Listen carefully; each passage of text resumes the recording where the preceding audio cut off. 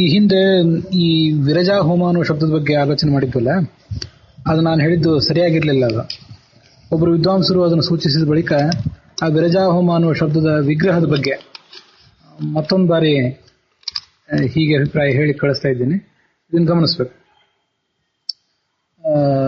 ವಿರಜಾ ಹೋಮ ಅನ್ನುವ ಶಬ್ದ ಸರಿಯಲ್ಲ, ವಿರಜೋ ಹೋಮ ಅಂತ ಆಗಬೇಕು ಅಂತ ಒಬ್ಬರು ಹಿರಿಯ ವಿದ್ವಾಂಸರು ಅಭಿಪ್ರಾಯ ಪಟ್ಟಿದ್ರು. ಅದು ತಪ್ಪು. ವಿರಜೋ ಹೋಮ ಅಂತ ಏನಾಗಬೇಕಾಗಿಲ್ಲ, ವಿರಜ ಹೋಮ ಅಂತಲೇ ಆಗಬಹುದು. ರಜ ಶಬ್ದ ಅಕಾರಾಂತವಾದಿದೆ ಅಂತ ನಾನು ಅಭಿಪ್ರಾಯ ಪಟ್ಟಿದ್ದೆ. ರಜ ಶಬ್ದ ಅಕಾರಾಂತವಾದನ್ನೇ ಇಟ್ಕೊಂಡೇನು ಹೇಳಬೇಕಾದ ಅಗತ್ಯ ಇಲ್ಲ. ವಿರಜ ಅಂತಲೇ ಆ ಮಹಾನಾರಾಯಣ ಉಪನಿಷತ್ತಿನ ಮಂತ್ರದಲ್ಲಿ ವಿರಜಾ ವಿಪಾಪ್ಮ ಭೂಯಾಸಂ ಅಂತ ಹೀಗೆ ಮೇಲಿನ ಮೇಲೆ ಬರೋದರಿಂದ ವಿರಜಾ ಹೋಮ ಅನ್ನೋ ಶಬ್ದ ಸರಿಯಾಗೇ ಇದೆ ಅಂತ ಇನ್ನೊಬ್ರು ವಿದ್ವಾಂಸರು ಅಭಿಪ್ರಾಯ ಪಟ್ಟಿದ್ರು. ಈ ಅಭಿಪ್ರಾಯವನ್ನು ಕೇಳಿದ ಮೇಲೆ ನನಗದು ಸರಿ ಕಾಣಿಸಿತು. ಈ ಹಿರಿಯ ವಿದ್ವಾಂಸರು, ಮೊದಲನೇ ವಿದ್ವಾಂಸರು ಹೇಳಿದ್ದೇನಿತ್ತಲ್ಲ, ವಿರಜೋ ಹೋಮ ಅಂತ ಆಗಬೇಕು. ಯಾಕೆಂದ್ರೆ ವಿಗತಂ ರಜಃ ಯಸ್ಮಾತ್ ತತ್, ರಜಸ್ ಶಬ್ದ ಸಕಾರ ಅಂತ ಅದನ್ನು ಅವರು ಇಟ್ಕೊಂಡಿದ್ರು. ರಜಸ್ ಶಬ್ದ ಸಕಾರ ಅಂತ ಅದನ್ನು ಇಟ್ಕೊಂಡು ವಿಗತಂ ರಜಃ ಯಸ್ಮಾತ್, ಯಾವ ಹೋಮದಿಂದ ರಜಸ್ ಹೊರಟು ಹೋಗ್ತದೋ ಅದನ್ನ ವಿರಜೋ ಹೋಮ ಅಂತ ಹೇಳ್ಬೇಕು ನಾವು, ವಿರಜಾ ಹೋಮ ಅಂತ ಹೇಳಬಾರದು ಅಂತ ಅವರು ಅಭಿಪ್ರಾಯ ಪಟ್ಟಿದ್ರು. ವಿಗತಂ ರಜಃ ಯಸ್ಮಾತ್ ಅಂತ ಬಹುರಿ ಸಮಾಸ ಮಾಡಿದ್ರೆ ಅದ ಅವರು ಹೇಳಿದ್ ಸರಿ.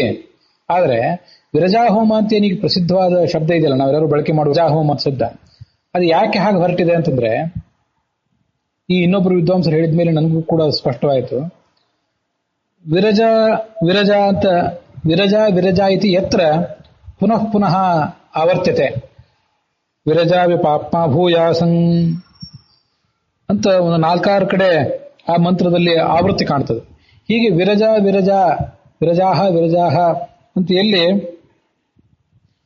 ಆವೃತ್ತಿ ಕಾಣ್ತದೆ ಆ ಮಂತ್ರವನ್ನು ವಿರಜಾ ಹೋಮ ಅಂತ ನಾವು, ಆ ಮಂತ್ರವನ್ನು ವಿರಜಾ ಮಂತ್ರ ಅಂತೀವಿ. ಆ ಮಂತ್ರದಿಂದ ಯಾವ ಹೋಮವನ್ನು ಮಾಡ್ತೀವಿ ಅದನ್ನು ವಿರಜಾ ಹೋಮ ಅಂತ ಹೇಳ್ತೀವಿ ಅಷ್ಟೇ. ಅದೇನು ತಪ್ಪೇನಲ್ಲ ವಿರಜಾ ಹೋಮ ಅಂತ ಹೇಳಿದ್ರೆ. ಇದಕ್ಕೆ ಸಮರ್ಥನೆಗಳನ್ನು ಬೇರೆ ಕಡೆ ನೋಡ್ಬೋದು. ಈಗ ನೋಡಿ, ಈಶಾವಾಸ್ಯೋಪನಿಷತ್ತು ಅಂತ ಹೇಳ್ತೀವಿ. ಈಶಾವಾಸ್ಯೋಪನಿಷತ್ತು ಅಂದ್ರೆ ಏನು? ಅದಕ್ಕೆ ವಸ್ತುತಃ ಯಾಜ್ಞೀಯ ಮಂತ್ರೋಪನಿಷತ್ತು ಅಂತ ಹೆಸರು. ಆದ್ರೆ ಈಶಾವಾಸ್ಯಂ ಇದಂ ಸರ್ವಂ ಇತಿ ಯತ್ರ ಪ್ರಾರಭ್ಯತೆ, ಈಶಾವಾಸ್ಯಂ ಇತಿ ಯತ್ರ ಯಾವ ಉಪನಿಷತ್ ಪ್ರಾರಭ್ಯತೆ ಸಾ ಉಪನಿಷತ್ ಈಶಾವಾಸ್ಯೋಪನಿಷತ್. ಇನ್ನ ಕೇನೋಪನಿಷತ್ ಅಂತ ಹೇಳ್ತೀವಿ. ಕೇನೇಷಿತಂ ಪತತಿ ಪ್ರೇಷಿತಂ ಮನಃ ಅನ್ನುವಲ್ಲಿ ಕೇನ ಇತಿ ಶಬ್ದೇನ ಯಾವ ಉಪನಿಷತ್ ಪ್ರಾರಭ್ಯತೆ ಸಾ ಉಪನಿಷತ್ ಕೇನೋಪನಿಷತ್. ಈಶಾವಾಸ್ಯೋಪನಿಷತ್ ಅನ್ನೋದನ್ನೇ ಈಶೋಪನಿಷತ್ ಅಂತ ಕೂಡ ಹೇಳೋರಿದ್ದಾರೆ, ನಿಮ್ಗೆ ಗೊತ್ತಿದೆ. ಯಾಕಂದ್ರೆ ಈಶ ಅನ್ನೋ ಶಬ್ದ ಮೊದಲನೇದಿದೆ ಅಲ್ಲಿ.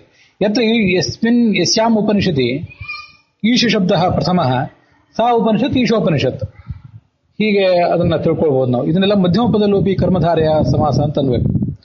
ಮತ್ತೆ ಭಾಗವತದಲ್ಲಿಯೂ ಕೂಡ ಸ್ವಸ್ಯ ಘರ್ಮಾನುವಾಕೇನ ಅಂತ ಒಂದು ಶ್ಲೋಕ ಇದೆ 10ನೇ ಅಧ್ಯಾಯದಲ್ಲಿ.